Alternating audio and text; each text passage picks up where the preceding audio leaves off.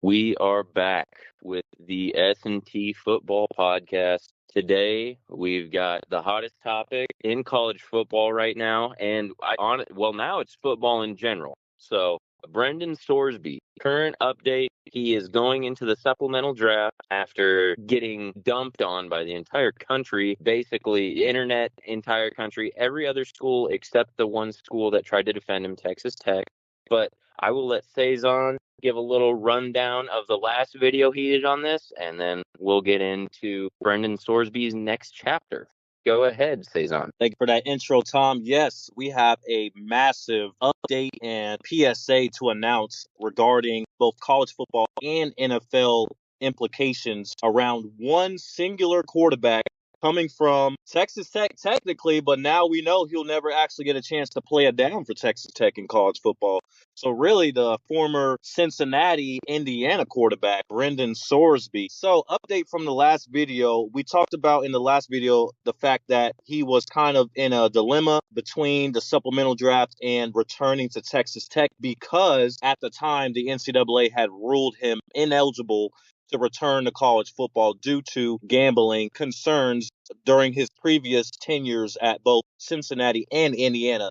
He had placed over 9,000 bets, totaling over $90,000 during his college career at both Indiana and Cincinnati, where he placed bets on his own team at Indiana. So not only just the gambling part, because we've known for a long time the NCAA most definitely frowns upon that. But on top of that, betting on your own games, even though he never played in those games, he was not the starter at the time, but still your own team's games definitely gave an elevated concern to these transgressions that he committed during his time in college. So initially he had, going back to the offseason, he had transferred over to Texas Tech. He had declared committed to them after being recruited in the portal. Texas Tech literally paid him, or I don't know if he ever got the full amount of money, but they had agreed to pay him about $4 or $5 million to come and be their quarterback for this next season. One of the highest paid players in all of college football he would have been. And they were looking to make another run at the playoff. We saw Texas Tech make the playoffs last season out of nowhere. The Red Raiders had been pretty much irrelevant on the national stage when it came to college football for probably the last decade, multiple decades. And all of a sudden, they got a whole bunch of money poured into their NIL program thanks to the NIL and transfer portal things like that have opened up in the last few years in college football. So Texas Tech was one of those teams that took advantage of that and started having all kinds of money pouring in from donors, oil money, all those kind of things going down there in Texas.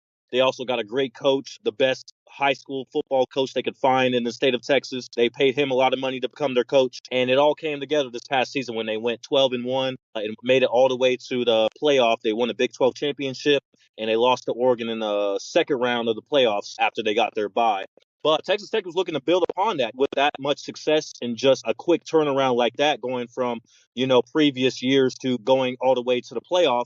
They were definitely looking to build on that momentum and getting one of the best quarterbacks in college football. The sky was the limit for their potential this upcoming season. So the fact that, ever since that NCAA ruling, Sorsby checked into rehab facility regarding his gambling addiction, and that was kind of the spark that set off this entire thing. I wonder if he regrets that now, checking into that facility, because, do you think if he never would have checked into rehab that any of this would have ever happened? From what I understood, he didn't have to go to rehab until he got caught. And him going to rehab was a part of him being able to win the court case and return to college football. But I see with the internet nowadays, I am not sure what I see is true. And that might be one to me where it's like, I don't think he went to get help. I don't think because when you break down the numbers, so what I've seen on the internet on his gambling is that a lot of his bets were small bets. He didn't have any impact on the game, this, that, the other. When you do 90,000 divided by 9,000, those aren't small bets. Technically, it is $10 a bet. Technically, but I bet as a gambler, I can tell you, there is no shot you're only doing $10 every single time you go to bed. I sure more way Man, and 90,000 is such an even number that just it makes me not believe that it's 90,000. Like it might be, maybe it's like 91,200, 89,000. Either way, I don't think you have a problem. I think he maybe was just enjoying himself. He was a college kid. He's playing ball, so I can kind of see. And he's playing ball, but he's not actually playing during the games. He's just watching the team, watching the other team. He's watching film on the other team. He's probably sitting there thinking like, well, I'm not going to play, but I know we're going to lose. Like, if he's at Indiana, the year he was at Indiana, I'm not sure what their record was. At But the time, that's true. Yes, at the time. yeah, right. But then it all comes down where I know this is in the future a bit on what we wanted to talk about in order, but I'll just bring up the one example that is the most egregious example. An Iowa most likely defensive captain had made a $10 bet on the Iowa Hawkeyes women's basketball team when they were in the March Madness tournament for the ladies, and he was suspended for an entire year, and it ruined his entire NFL career because then nobody wanted to touch him. He's had problems. And this now, it's almost like, as we both know, everybody knows, the entire world has changed. And so now it's like people are kind of looking at it like, well, this could be good publicism. There's just so many different things that go into this case to me, where it's like the kid should have never won the court case, which that's our first topic, is him in winning a court case in Lubbock, where Texas Tech is located. They somehow beat the NCAA. It does make the NCAA look really bad when for years and years and years in the past, especially since they're basically just acknowledging like, oh, well, gambling is everywhere now. So of course he's going to like, okay, we understand. Yeah, that's fine. Like, let it go. But when it's the principle of betting on your own team and betting against your own team, it's inside information. Reminds me of insider trading that we have in the government. But it's one of those things where it kind of makes me just disheartened, because from now on in the future, it's going to be kids now going up from high school into college, all that good jazz. All they see is like, well, if I'm actually good enough, I can get away with it and I can still make it to the NFL maybe. And my school is going to go to bat for me. And you mentioned the NIL and whether he got paid. I think this is going to hopefully change the scope of NIL because of how much money he received to go to Texas Tech. So now, does Texas Tech, did they pay him anything? Does Brendan Sorsby owe Texas Tech back if they did pay him anything? Do they pay you up front? Do they pay you per game? I kind of think the public would like to know these answers, because we know in the NBA, they get paid by game. I would be surprised because I heard that Cincinnati is actually trying to sue him for $1 million themselves, because Really? he had said he was going to play another year for Cincinnati, and then he transferred over to Texas Tech. And Cincinnati doesn't like that, so they're suing him. I wouldn't be surprised if Texas Tech is suing him. I heard that Texas Tech is already looking for another quarterback, so we'll get into that later. But yeah, I wouldn't be surprised either. Yeah, no, I don't really know how this is going to unfold. And I think the biggest question of all, I kind of have a guess of how this is all going to unfold. But when it comes to the future, like, if there's another Brendan Sorsby, if it's different, there is going to be an absolute riot across the NCAA, or just in football fans in general. Party A is the NCAA, Brendan Sorsby, Texas Tech. So Party A handles all their stuff. Texas Tech wins the case in Lubbock, of course. All that happens. He's cleared to play. The entire internet and country, athletic directors across the country, not even in their conference, were saying, we will never play Texas Tech again. Okay. But the NFL doesn't have anything to do with any of that. True. So I wonder now if we'll see in NIL deals, if we'll see a contract. Because like we were talking about earlier, did they pay Brendan Sorsby anything? What's the agreement here on payment? How is this payment working? Stuff like that. Because if we start paying you when summer practice starts, spring trainings, okay, well then if you get in personal legal trouble and are banned from playing for, let's Texas Tech or an NFL team, either one, if you get banned for that, does the team deserve to get their money back that they paid you because you faulted the contract? If it's in the contract, I just think that this whole situation is going to hopefully build a foundation for public NIL contracts. Like, this needs to result in, this is our deal. You come here, you transfer. Again, I don't want to lock a kid into someplace, because contracts are funny. You can work anything into a contract that you want. And the two parties have to agree on the contract. And there needs to be a clear set standard. This is how we pay you. This is what we're paying you. This is what we're paying you for. This is what we're paying you to do. We're not just going to pay you $4 or $5 million for 1 year and you come in.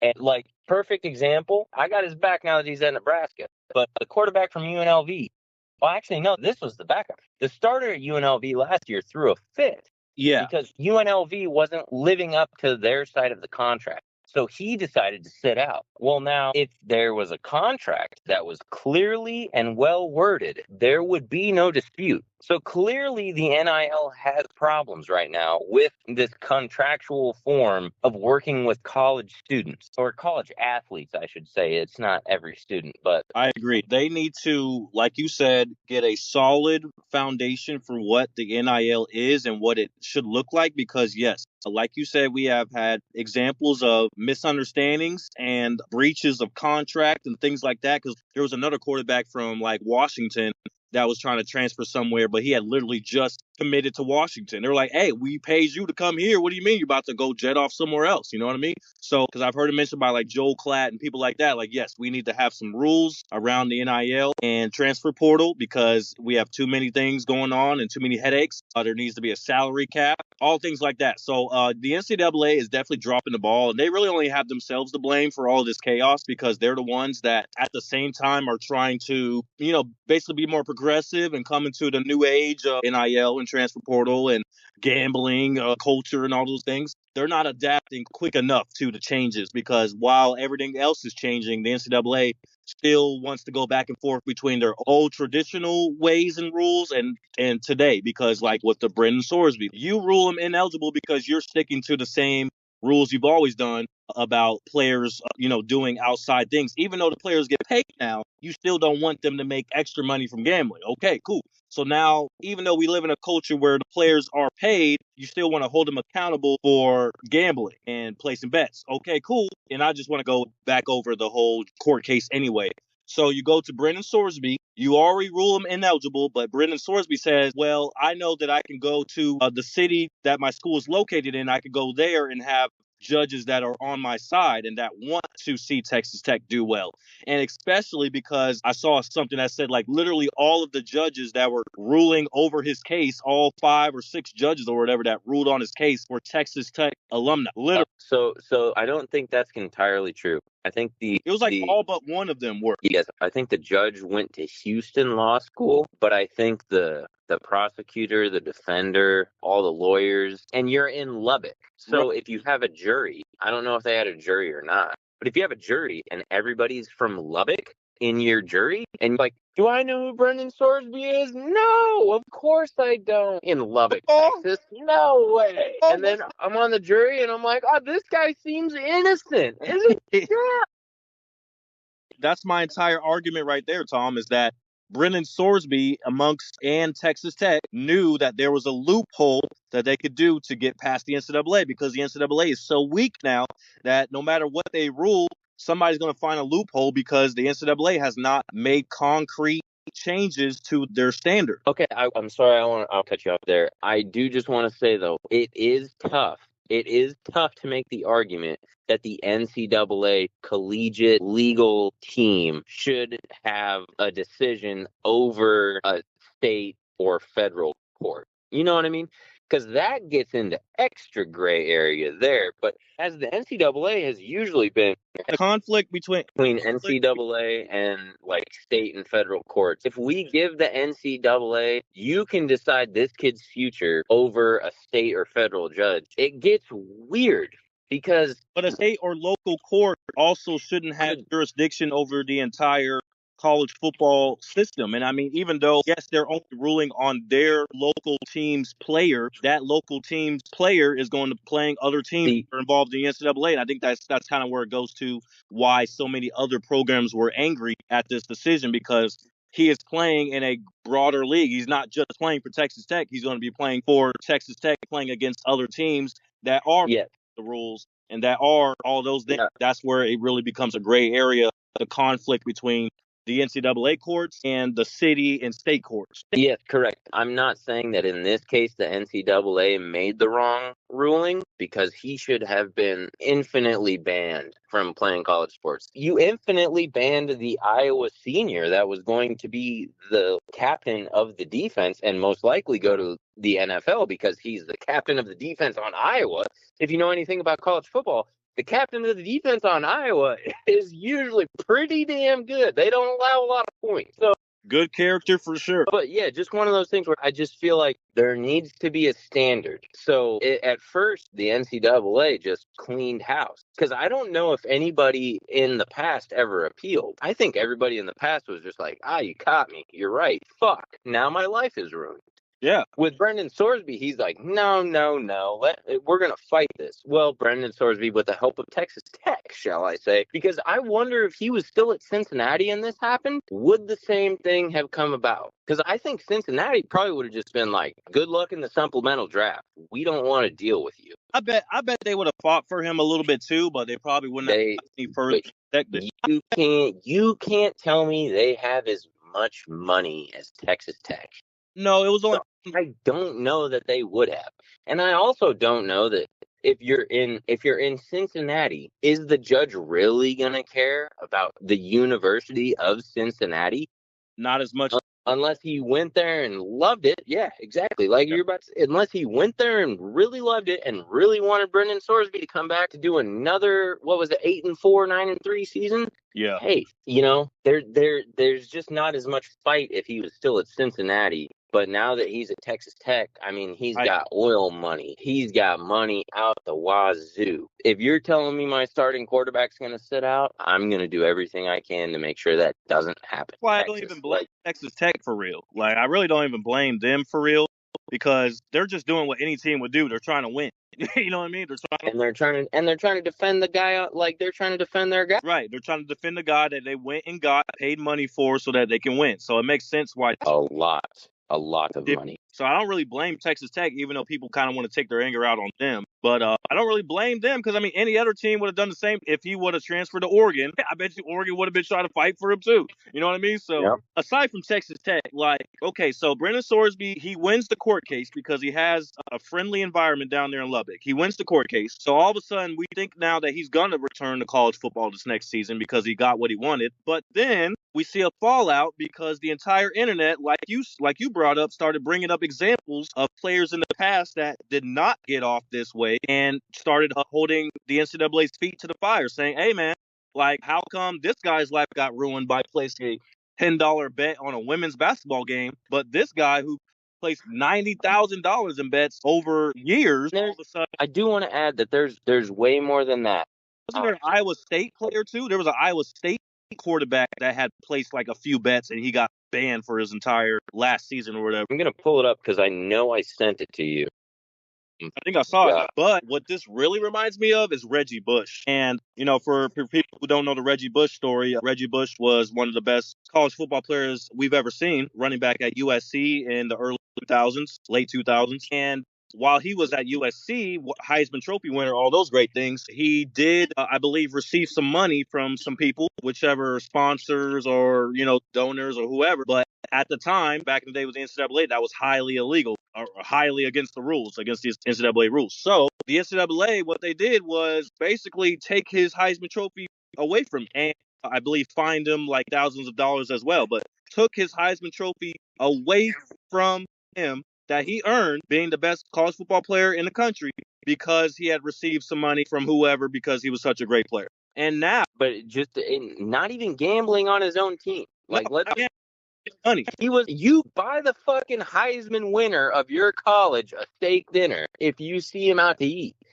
What is that? That's just being a friend. That's not paying a player. Literally. And we've seen players, because like a steak dinner, yes, I believe that's what it was, something crazy like that. But we've seen players get punished for signing things, making money from signing autographs on things and memorabilia and stuff like that. They've got in trouble for that. So the NCAA has always been very, they've been anti-money towards the players. They want all the billions of dollars. If this guy goes and sells his autograph for $20, he's ruined. Get him out of the NCAA. He doesn't. It's like, no, no, no. Come on, guys. And they used to do that, like you were saying. Sorry, this is getting me fired up here, but they used to do that all the time. That was like, darn it.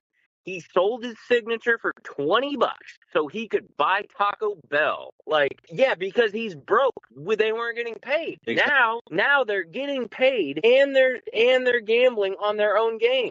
That is not even in the same country.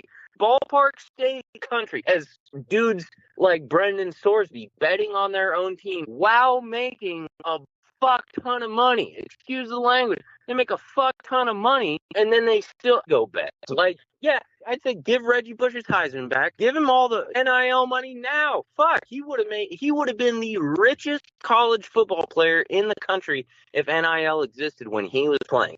He was absolutely electric on one of the best teams, if not the best team. It's just like the argument there.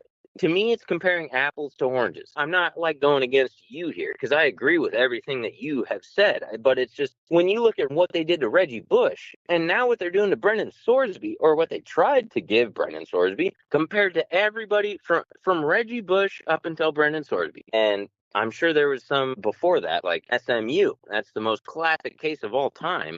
To say that, I'm like, shoot, you can go back to SMU. But But players. SMU, every team did that. SMU just did it way more because they had that oil money. Baby. They did it better. So it's like, oh, you're the best running back in the country? Hey, we'll buy your mom a house. We'll buy your mom and dad brand new cars, and you don't have to pay a dime to come to school. Hall of Famer Rams running back Eric Dickerson blew up the spot for SMU back that day. Yes. Yep. And now SMU just got back. It's so funny because SMU's just been waiting on the sideline this whole time. And by the time they finally got over their little punishment, they're like, baby, we've been saving money for this. Man. But one last point, and then I'll let you go. Sorry. But then you look at how good SMU has been since they've been allowed to pay players. Exactly.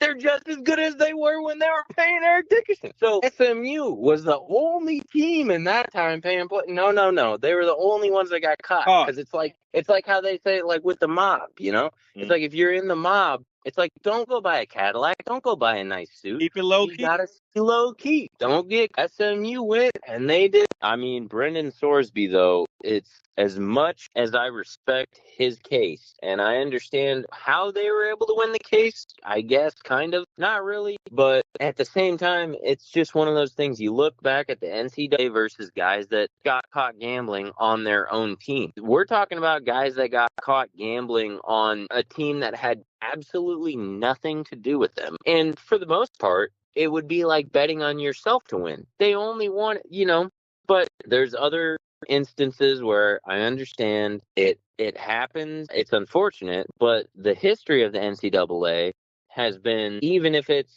sad, unfortunate, it doesn't deserve it. Like, you just go down the rabbit hole of all the people banned for making small bets, not even on their own team. And then you look at Brendan Sorsby, and somehow he wins the court case in the city that he is playing. It's the college town. Lubbock is a college town in Texas. They love Texas Tech. That's like Lincoln and Nebraska. Lubbock and Texas Tech are the same as Lincoln and Nebraska. So this entire city is willing to die and do anything they need for this team to win, especially now that they got a little bit of a taste. They got a little bit of a taste. They made the college football playoffs. I guarantee you Texas Tech fans are like, this is awesome. Thank God. Like, yes, they're upset that they lost in the first round. But can you imagine if your team, Texas Tech, you name it, 5 years ago, 15 years ago, this team would have gladly accepted, like, oh, we have a chance to win a national championship? We're happy with that. I can tell you as a Nebraska fan, I would be happy with that. I'd be happy if we were in the same spot as Texas Tech right now, minus the Brendan Sorsby stuff. But if you were a really bad program, all of a sudden got a bunch of money, all of a sudden started winning, yes, you're going to do everything you can to continue winning. So yes, that includes defending Brendan Sorsby. And they won defending Brendan Sorsby. So it's not like this is some God, what are you doing? Why are you defending him? No, they won. They have the money and they have the power in the correct spot. 100% though, it's completely on Lubbock, Texas. And but like you said, you wanted to talk about the fallout. So tell me all about that fallout between the internet and the entire country, whether you watch the news, ESPN, anything. So we have the internet in the country versus Brendan Sorsby and Texas Tech. And Texas Tech, obviously, we know now, drops out of the fight. So, but yeah, Texas Tech drops out of the fight. So let me know.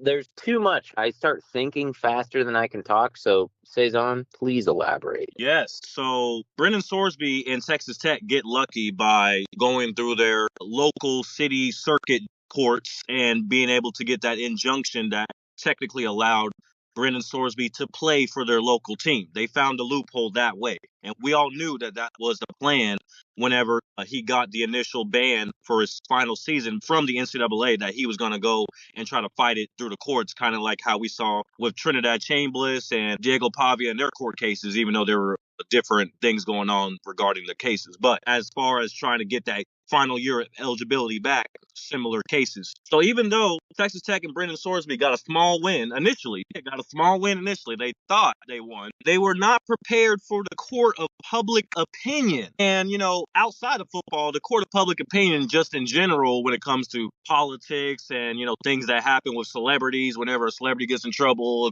everyone is so quick to judge them. You know what I mean? Court of public opinion is a very impactful part of our culture nowadays. And even though Texas Tech was able to find a loophole initially, the court of public opinion came down on them like a hammer because everyone was airing out Texas Tech. Every single body was airing out Texas Tech, from this school to that school, from this analyst to that analyst, from this ESPN talking head to that CBS Sports talking head. Everyone was letting Texas Tech have it because they saw the injustice and they saw what's the word I'm looking for? What do they call that? They call that like bipartisan.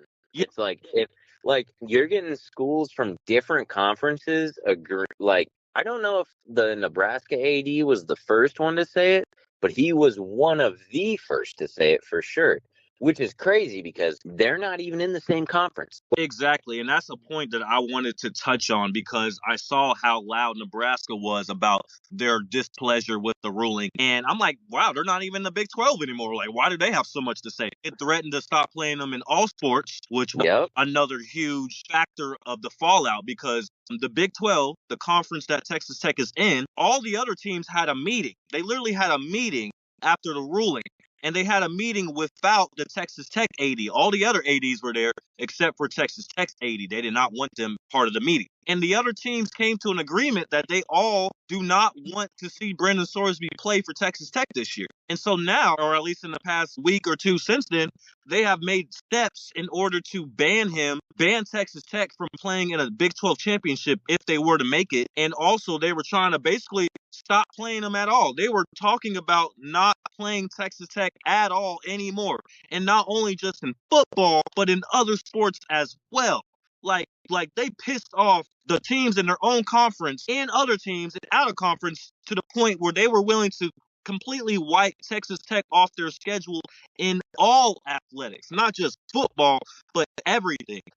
Is Yeah. crazy to me. Like, wow, like, that just shows you the displeasure that other people had with the ruling. So even though Texas Tech thought they had something going, everybody else said, yeah, that doesn't mean we have to be on board because fortunately you can't play yourself every week. So if you want to play us, you have to follow the same rules that we follow. And and I'm not against it. I see why they're upset, but Yes. the fact that they were willing to go to that point, that they were willing to go and have meetings without Texas Tech in conference and then also make plans to completely wipe them off their schedule. Also, Nebraska, who's not even in their conference, doing the same thing. So who knows where, because I just saw Nebraska, but who knows where it ends? Who knows what other schools decide to hop on the bandwagon and say, hey, we're not playing Texas Tech anymore either. Texas Tech was about to get ostracized. They were about to get ostracized and shunned by the entire college football world, not just the NCAA, because they thought their only problem was getting past the NCAA. No, now the other participants, your peers, your colleagues, are now trying to hold you accountable for what you're doing. And at that point, that's when Texas Tech probably, they saw the light at the end of the tunnel. They're like, I don't think we're going to be able to push this much further because we already pushed it as far as we could. We went through the courts. We overturned the NCAA. We can't force other teams' programs to play us. So I think that's kind of when Texas Tech saw the writing on the wall. And they were like, we try to fight for you, but this is probably as far as we can take it. And now we're seeing the transition from doing that to Brendan Sorsby leaving Texas Tech. And so, take on that, Tom. Any words on that? Going to say it is kind of crazy how it's one player and it's the starting quarterback. That would be the only player that would be able to affect a team this much. Think about it. Well, if there was a linebacker, a safety, a defensive end, literally name any other position, unless he is the best running back or top 10 running back in the country. I would say unless he was like a surefire first round top 10 draft pick, they would not have gave it as much energy. Yeah, I agree. And so I also kind of think where they kind of gave up a little bit because they're like, well, we're actually not even sure. You've actually never played for Texas Tech. You've only played for Cincinnati. They need to have black and white contracts. If you do this, this is your punishment. If you do this, this is your punishment. Now, you can fill in the blanks all you want, but that needs to happen. Or the agreement needs to be between this time and this time, you don't do this.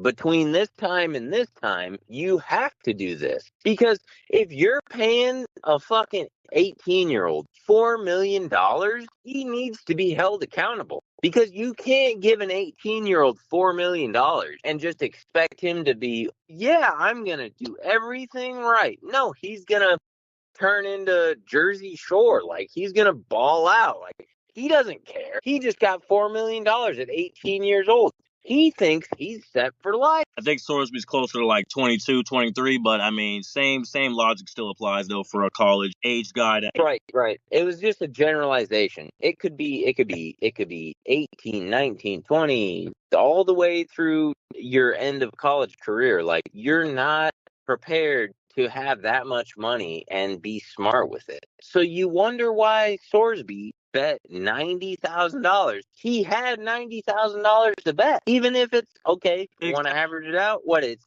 $10 a bet. He was already making good money. Why do you need to gamble? You're already making good money in college and you're on scholarship. It's fun. It's fun, I guess. I mean, I guess, but it's not fun for him now. I bet he could take all those bets back now. He would. Yeah, it's like, I'd rather have that, $90,000? He's like, yeah. But at the same time, it's like, oh, he gambled $90,000. Did he win? Because if he won $90,000 worth of bets, if he's up, think about that. But does that change his lifestyle that much? I mean, you're already making $4 million a year going to Texas Tech. So he's just having fun, dude. Yes, it really just had to be like one of those habits. It was just a habit for him and just something that he enjoyed doing. I really don't think he really did it for the money because he didn't need the money. Exactly like the conversation we had before we started this call. Yeah. I said, hey, I don't need to go gamble. But I want. Would I like to turn $10 into $125? Absolutely. Can I afford to lose $10? Yes, I can afford to lose $10. I'm going to lose $10 tonight either way. But maybe now it's 20 instead of 10. But then I win, and all of a sudden, boom, I made money today by gambling. And so I don't think it's really an addiction problem. Maybe it is. I can't speak for the guy because I don't know him, but I can just tell you as a gambler who I can promise you is not addicted. It's just like, damn well what you're putting up. Yeah. Where it gets concerning is when you're like, I made this $10 bet and I need this $10 bet to win. Now, if he was at that point and still betting on his own team, when he's like, I need it, it's like, okay, buddy, yeah, you have a problem. Chill out. It's like you're literally getting paid to play football. You don't need to gamble to make money. You know what I mean? Yeah. It's like you only bet $10 for this to happen. I need specifics. You can't just tell me he bet this much money this many times and then just be like, well, this is the average. And then the average comes out to be $10. It's like, okay, well, so now we're lying to each other here, where it's like, what is actually going on with his betting? Well, and according to the NCAA, any amount over zero is too many. It's too much. So what? Not this time. Not with Brendan Sorsby. Well, I guess actually no, they did say Brendan Sorsby couldn't play. Yeah, they couldn't But play. then we go right back to that conversation we were having earlier, where it's like, what are you like? What is the standard? Like, what is the standard now? Because it used to be $10 on an Iowa women's basketball game that you had absolutely nothing to do with. You're done for the entire season. You were going to have a promising NFL career. You were going to have a really good senior season. Maybe, but you know what I mean? Like he was going to be the captain of the Iowa defense or one of them. So it's just like stuff like that happens. And then now we have Brandon Sorsby. I don't know. I keep beating a dead horse here, but it's just what else is there to beat? Well, that's why I believe the fallout was targeted towards Texas Tech more than it was the NCAA, because usually the NCAA is the one that gets all the heat for these. I would even say it wasn't even Texas Tech. It was Brendan Sorsby. People are going to hope that Texas Tech loses, but they're not going to be like if Brendan Sorsby was the Texas Tech quarterback. Right. My God, the entire nation would have blown up in college football. Yeah, we would have had teams like boycotting them and stuff, like sitting out games. It would have got crazy, bro. And yeah, because it all starts with Brandon Sorsby, and they're trying to protect him as an entity. So I mean, that's why Texas Tech was getting heat. But I mean, it's really Brandon Sorsby. But the fact that the NCAA, I mean, technically they stood on business. They said no, you cannot come back. They decided to go. Okay, we're going to go through our cities courts that are Texas Tech friendly and try to get an injunction.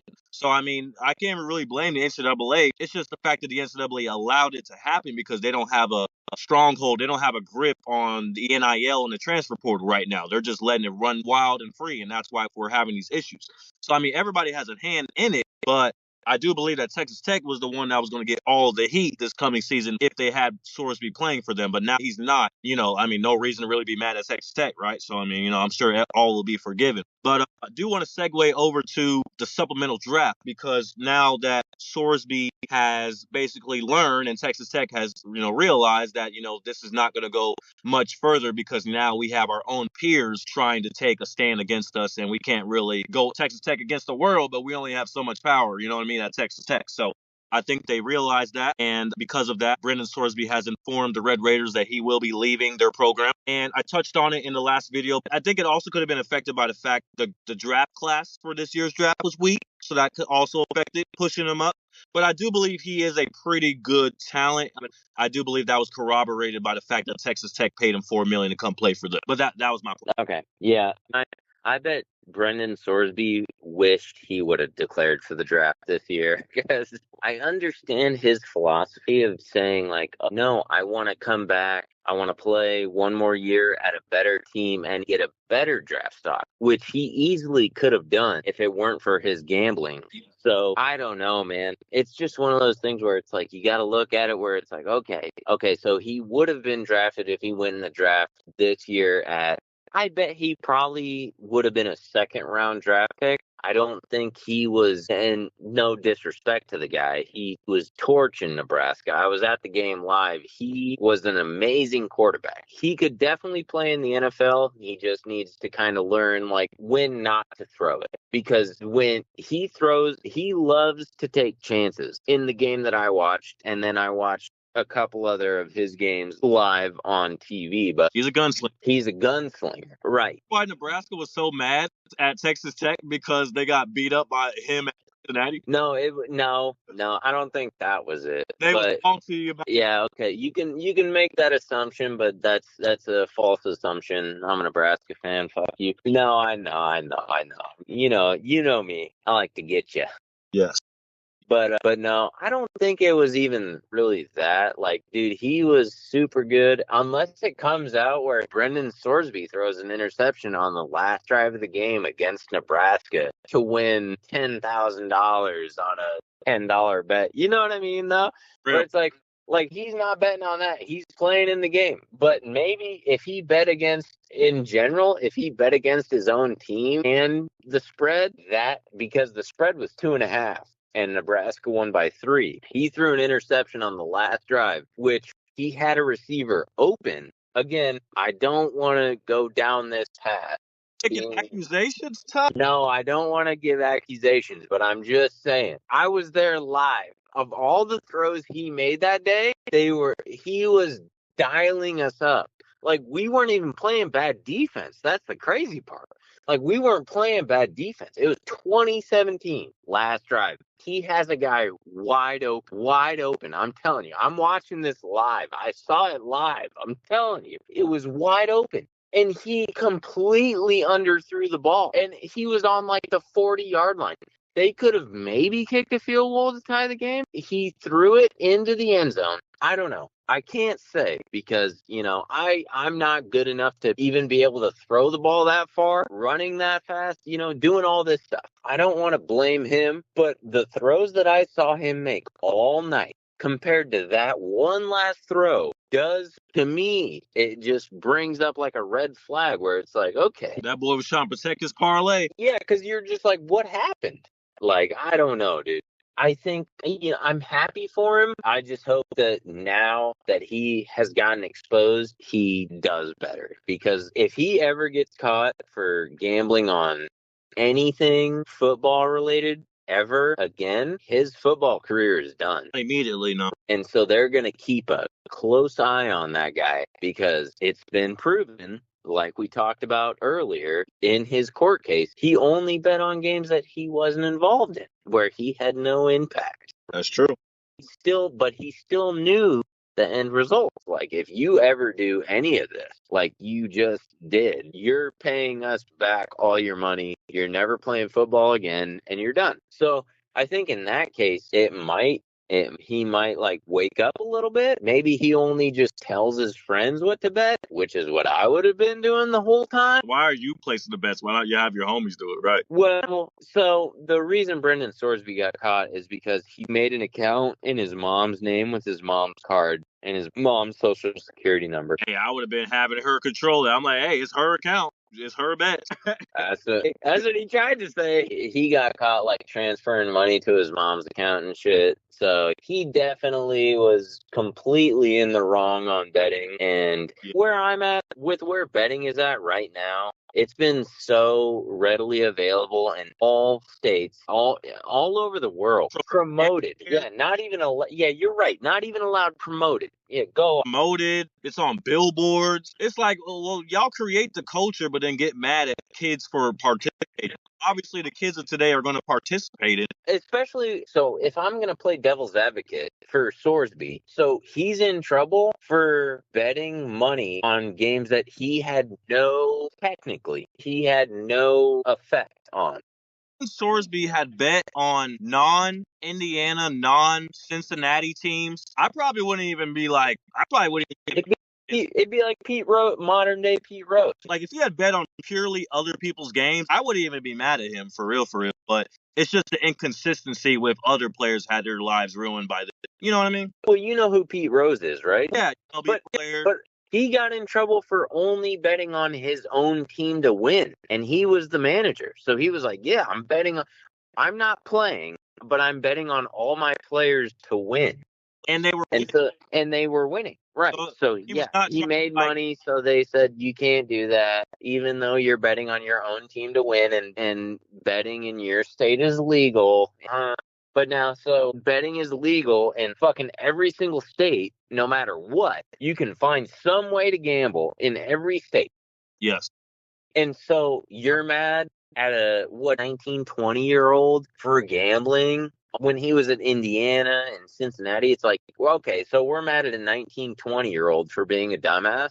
It's like, all right, let's go around the room. Who all here was a dumbass when they were 19 and 20? Don't like all at once. Yeah, not all at once. Yeah, but like that's my argument for Brendan Sorsby. But so with college, you can be Brendan Sorsby and you can go to 3 different schools. Okay. And then I don't even believe that he even had a gambling problem. I mean, when you do the math, it's like he's not betting his entire life savings, which is what they tell you. Oh, if you have a gambling problem, you're just betting all the money that you have to try and double it and then double it again. Well, it's like if your average bet is between like 10 and $100, okay. So you're not really like betting the house. It's not life-changing money. And Brendan Sorsby is just gambling. So it's like, hey, once you're in the NFL, you can go play blackjack and roulette all you want. Go do that, but don't sports bet. But as far as Brendan Sorsby goes, he's going to have a year or two just to sit and think about what he did in college.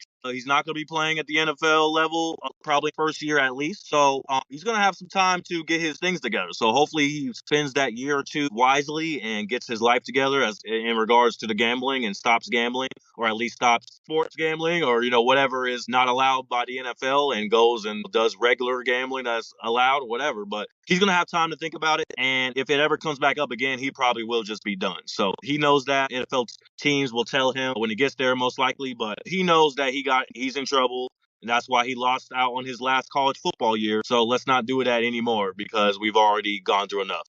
But yeah, Tom, go ahead. Yeah, I mean, last statement on Brendan Sorsby. I genuinely hope, I think his ceiling would be kind of like a Sam Darnold, where it eventually happens in the right circumstance, the right team. And I think his bottom would be like Josh Rosen. Josh Rosen catches strays. Hey, man, I'm just saying, though, he might be like a Josh Rosen where he actually gets to a place where he is a good fit, and then it's just everything around him falls apart. And then with Josh Rosen at the same time, it's like everything around Josh Rosen fell apart. That's exact. You finished my sentence for you. Exactly. So that could happen to Brendan. I think his peak would be a Sam Darnold, because whether he starts early or not, I think later on in his career is when he'll come to. Because obviously he wanted to go back to college for one more year for a reason. I think he understood that playing at Cincinnati was not going to prepare him for the NFL. Although he played in the Big 12 and the Big 12 was solid, but it's not the SEC or the Big 10. So I think he's going to be one of those guys where even if he does play in his first 1, 2, 3 years, he's not going to fully come into his own. As long as he can stay in the league, I don't think he'll come into his own until about year 4 or 5. But that's my final opinion. Again, like I was saying, it's like Brendan Sorsby was planning on going back to college for a year. So I don't even as an NFL scout, you're like, okay, I don't know if he wanted to go to Texas Tech for the money. Maybe, probably. But would we use this draft pick next year on him? That needs to be like bottom line. Like, okay, what draft pick would we use to draft Brendan Sorsby next year? Like, no matter how many people are in the draft, because you're competing against all other 31 NFL teams. Like, if you're the one NFL team, you name the team, you're still competing against everybody else. So, I don't know, man. I don't know where Brendan Sorsby is going to go, but it's one of those things. As long as his gambling and everything gets wrapped up, and like, what kind of rehab do you have to do for gambling? Like, that's kind of my thought point, where it's like, oh, what is it, like alcohol rehab where you have to sit in a room for 5 days without it, and then we're just gonna let you go? That's it. And if you fail, come back. If not, sorry. Hey man, that was an outside related question that I've been having. I'm like, what does gambling therapy even look like? Because that is a weird thing to think about. But let's not go down the rabbit hole. Whatnot. No, I was just saying, though, like, I know I'm all over the place on these podcasts and stuff, but it's just like my brain just goes from one point to the next. And so we're just going to assume that, yeah, he went to gambling rehab and now he's great. He's fine now. No problems anymore. I mean, what else you gonna do? Put him on probation? I mean, you're asking me what else to do? I mean, how else do you hold him? How else do you hold him accountable? Let him gamble and ban him from the NCAA forever. We don't know what that is. And obviously we don't know what that is because he won the case. Like Texas Tech beat the NCAA because they found a loophole. Well, let's just have him go to court in Lubbock, Texas. He should never have won the case. He should never have been allowed to play college football again. I agree with the ADs, and I know this sounds harsh, but the whole thing, like every single gambler that I have ever talked to about Pete Rose, they go, wait, no, he was betting on his own team to win every time? What the fuck is wrong with that? But then it comes to Brendan Sorsby, and he is gambling on his team to lose. Yep. And he is on the team. Now, I get it. You don't play. there is a grain of salt taken with that. It's your team. But it's your team. He could have bet on Purdue and been fine. Same state. Well, he would have still gotten in trouble for that. Well, he probably bet Purdue against Indiana. God. But it's stuff like that where it's like, we're talking like completely different stories. Everybody keeps comparing apples to oranges. Like, no, dude, this guy bet 90,000. What would you do with $90,000? A lot. Exactly. Who wouldn't do a lot with $90,000? That's more than life-changing money. But it's just one of those things where it's like, okay, so now we're just going to ignore this entire story. That's it. And that's it. We're just going to ignore this entire story. I'm just saying though, it's getting weird because with all the gambling and then all the players that have been recently gambling and how hard they got hit, and now we see the worst of the worst, literally the worst of the worst. Don't get me twisted on that. No, college, he is done. NFL, give him a chance. We've had dudes beat their wives to near death, and they get to come back. I think that's worse than gambling. I think that's worse than gambling 90,000. I hear people talking about let Henry Ruggs come back. I'm like, did we forget Henry Ruggs killed someone because he was driving 100 miles an hour drunk through a residential neighborhood? Yeah. Like, come on, bro. Point though, it's like, yeah, we got guys. It's like, yeah, it's not even like stuff like that. Was it Alvin Kamara, Kareem Hunt? I forget. Yeah, Kareem Hunt. Kareem Hunt picked the girl at the hotel in the elevator. Yeah, and then Zeke Elliott, I guess, got into it with a girl once upon a time. Got back and Joe Mixon in college. Jalen Carter did a full Ruggs and still got drafted like 3rd overall. Yeah, that's multiple Georgia Bulldog players speeding tickets and DUIs. Yep. Yeah. And honestly, they don't even really. Sometimes they just get a pass. Yeah, it's like, you're so good at football, we actually don't care. Exactly. Because it's like the owners are all like 70 years old, and they're like I still beat the shit out of them. Like what? Why would I be mad? You know what I mean, though? Like Robert Kraft, prime example. Pittsburgh Steelers owner. The Pittsburgh Steelers owner. That's why I think he's going to the Steelers. What's their name? What is it? What's the Steelers owners? Isn't it Rooney? It's like Art Rooney or something? Yeah. Something like that. Well, he's been in trouble for gambling problems before. So that's why I think he's going to look at this and be like, you only bet 90,000 trouble? It's like, only? You only bet 9,000 times? Only? Son, I was running circles around you. Yeah, son, I was running circles around you doing the same shit when I first bought the Steelers. Well, there's rules for players, not for owners. So no, I know. That's just my point. We'll find out. I do like all of those breakdowns, though. I do agree. Well, thank you, Tom. Thank you. I appreciate it. And a great breakdown we did in this episode. Thank you so much for watching. Brendan Sorsby is a super hot topic right now in both college football and the NFL. So we still don't know the full story. We still don't know how the story ends because officially we now know his college career is officially over. So thank you so much for watching the Brendan Sorsby episode. Check out our other videos as well. And can't wait to get back with y'all for next time. But Tom, you have anything to say on the way out? No, sir. Great episode. Great episode. Thank you again. Like and subscribe, and we'll see you next time. Peace out.